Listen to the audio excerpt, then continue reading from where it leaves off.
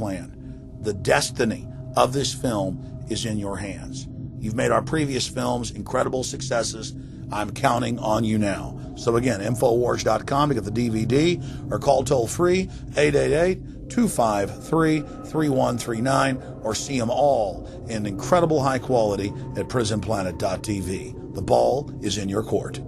PrisonPlanet.tv is a better tool than ever in the info war. Over 6 years of my radio and TV shows, all my films in super high quality, my book, Paul Watson's book, all there, 15 cents a day. Your support of PrisonPlanet.tv empowers the resistance to unlock minds worldwide.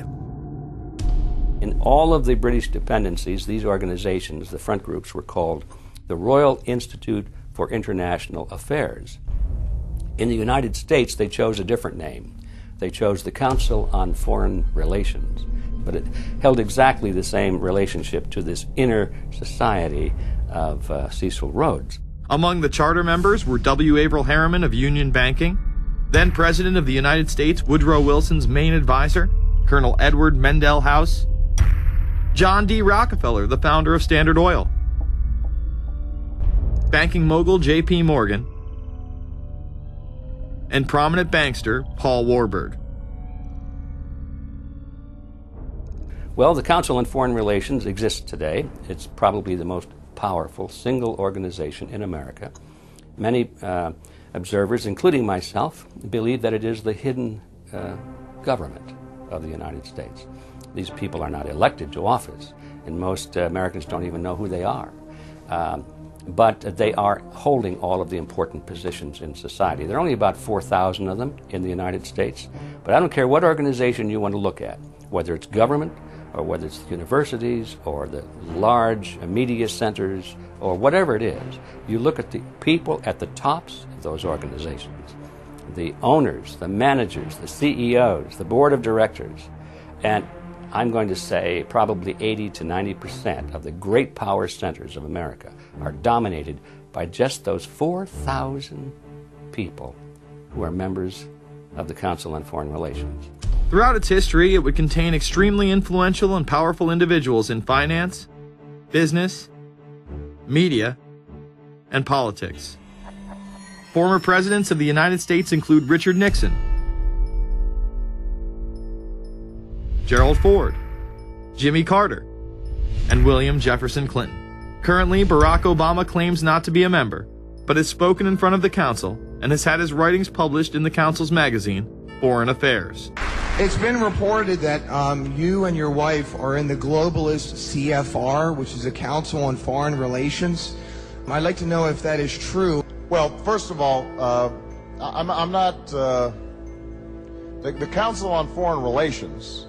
I don't know if I'm a official member. I've spoken there before. It basically is just a forum where a bunch of people talk about foreign policy, and so there's nothing.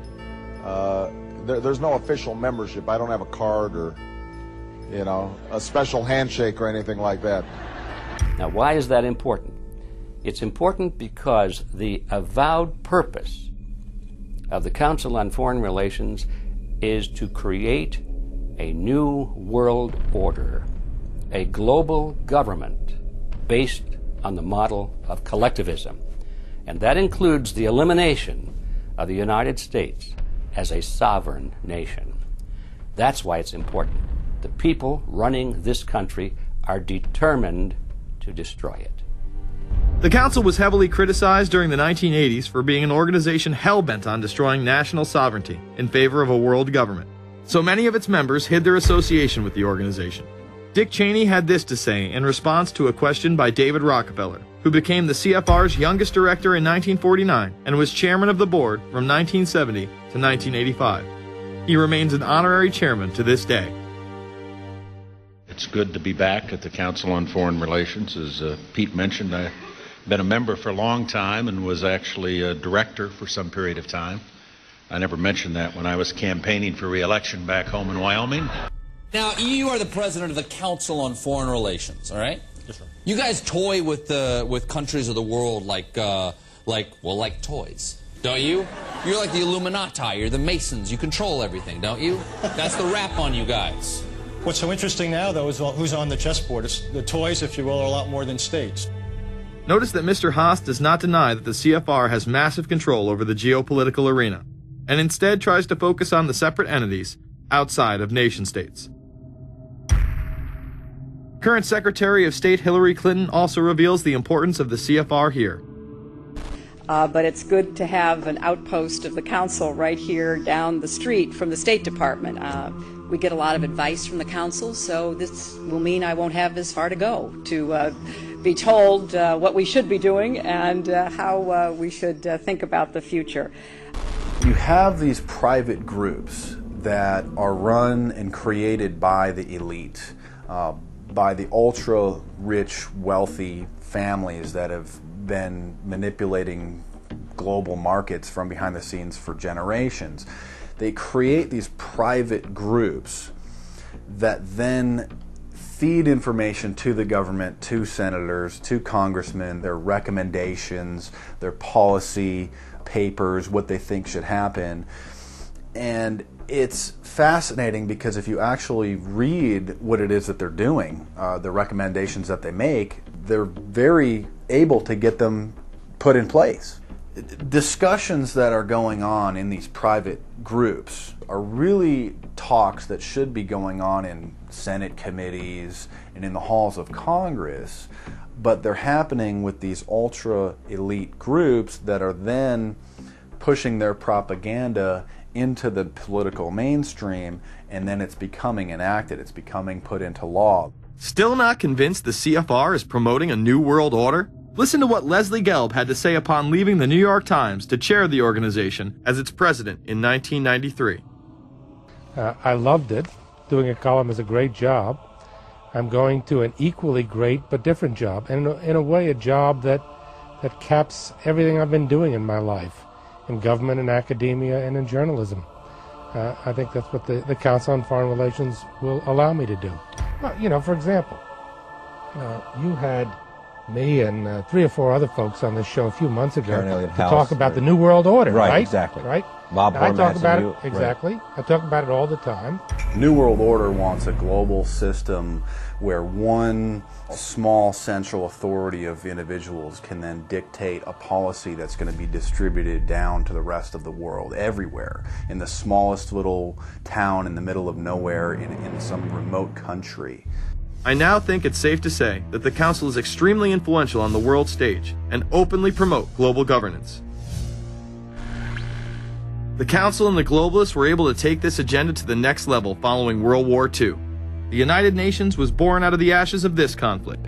Unlike the League of Nations, the United States not only joined this organization, they championed it. First book I wrote was The Fearful Master, a second look at the United Nations. It was written at a time when it was not popular to be critical of the UN. I mean, the United Nations was viewed by almost everybody as our last best hope for peace. It was a means, we were told, to bring humanity together and put an end to war and live in peace and harmony and promote trade and all of these good things. I wish it were any of those things, but it's not. The original charter for the United Nations was drafted in San Francisco in 1945, and the United States became a permanent member of the Security Council, along with France, the United Kingdom, the Soviet Union, and the Republic of China. The process by which other nations' belief systems could be used to erode and eviscerate our Constitution and Bill of Rights had taken a giant leap forward. The United Nations is one of the most well-known sort of globalization attempts. Its primary goal is to streamline all the governments of the world, to create a global council and to unify all the rules and all the regulations for the world. So it's essentially the precursor and an engine of this new world order. The United Nations is made up of all of the countries of the world, most of which are dictatorships of one kind or another. And you don't take a bunch of dictatorships and put them into a bag and shake it up and come out with a freedom-loving governmental unit. You come out with a global dictatorship. This was the public face of global governance. However, many other organizations have been birthed since. Even more suspect is a private group called the Trilateral Commission. David Rockefeller and Henry Kissinger are among its some 300 influential members. The Trilateral Commission, rich in powerful business and political